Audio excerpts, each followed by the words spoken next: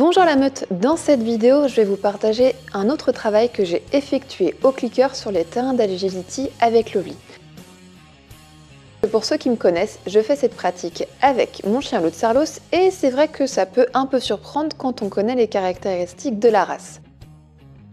Ils sont pas forcément fans de toutes les situations nouvelles, objets originaux, sons bizarres et activités physiques. Ça ressemble plutôt à un bon chien de canapé. Mais avec de la patience et de l'amour et une bonne technique, on arrive à faire des miracles. Et c'est ce que je voulais vous montrer aujourd'hui. L'intérêt de ces images est qu'elles pourront aussi vous inspirer pour accompagner votre chien lorsqu'il a peur d'un objet ou d'une situation. Par exemple, le vélo, le coffre de la voiture. Vous pourrez largement copier ce que je fais avec Lovely pour l'aider à appréhender ses peurs face à la fameuse chaussette du terrain d'agility.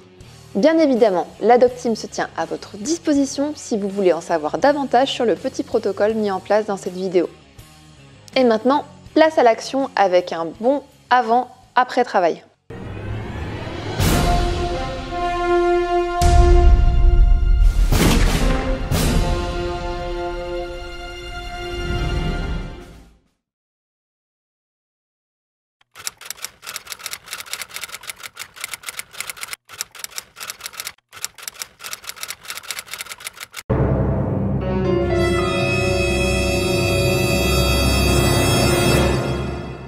Alors, qu'est-ce que la chaussette?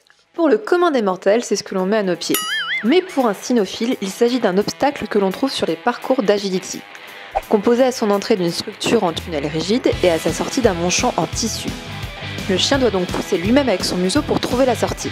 Autrement dit, lorsque le chien arrive pour la première fois devant cet obstacle, il est devant une voie sans issue. À nous, humains, de le coacher pour qu'il franchisse ses appréhensions et traverse la chaussette. Une mission pour l'agence Tout Chien. Première étape, la découverte de la chaussette. Pour info, Lovely a d'abord été lâchée sur le terrain pour que Mademoiselle s'approprie les lieux et vérifie par elle-même que l'environnement lui convient. Pour aider, j'ai choisi un moment où le club est calme, où il y a moins de bruit, moins de passants et moins de chiens. Donc, moins de distractions. Dans un premier temps, j'applique la méthode clicker en mode shaping. Autrement dit, dès que la chienne propose un comportement qui s'approche de ce que je souhaite obtenir, je clique et je récompense. Tout ça sans lui parler. Mais nous communiquons quand même, croyez-moi.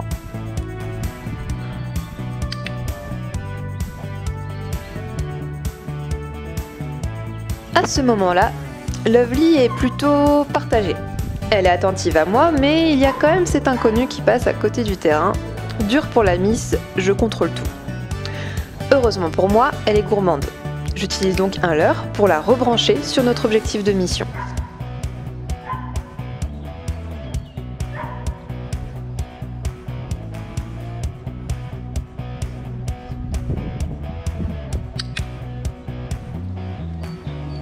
Comme elle me semble à l'aise, j'envoie le leurre de plus en plus loin dans le tunnel pour qu'elle engage de plus en plus son corps. À aucun moment je ne la force, je veux qu'elle y aille en toute confiance et je respecte aussi notre complicité. Ça vous rappelle peut-être quelque chose, non? La méthode C4, bien sûr. Étape 2, traverser la fameuse chaussette. Pour cela, je demande l'aide de mon amie Lucie.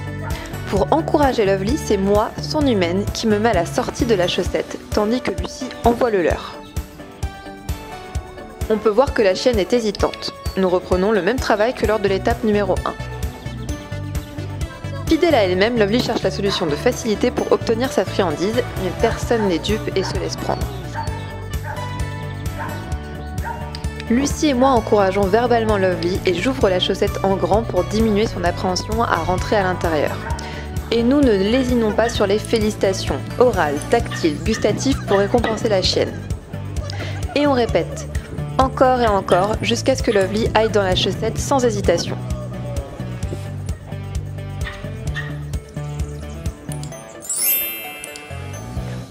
Une fois que je juge qu'elle est assez à l'aise, nous inversons les rôles pour que je reprenne le mien, c'est-à-dire celui de conductrice.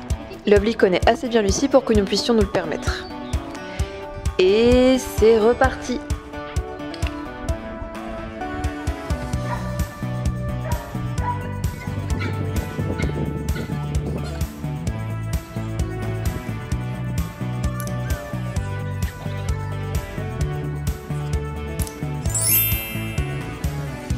Nous faisons ensuite une pause où je laisse Lovely vaguer à ses occupations avant de passer à l'étape 3.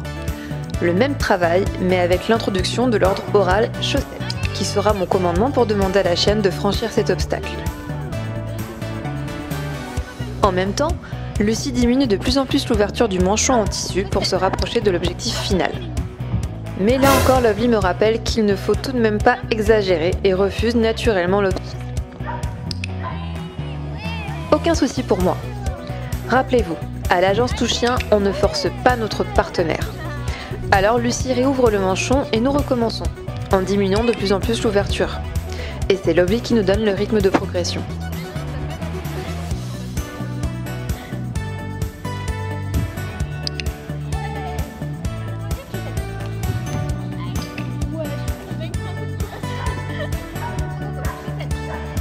Agréablement surprise de notre travail, je tente de la faire passer sans ouvrir le manchon. Erreur! Car ma chienne me le signifie immédiatement.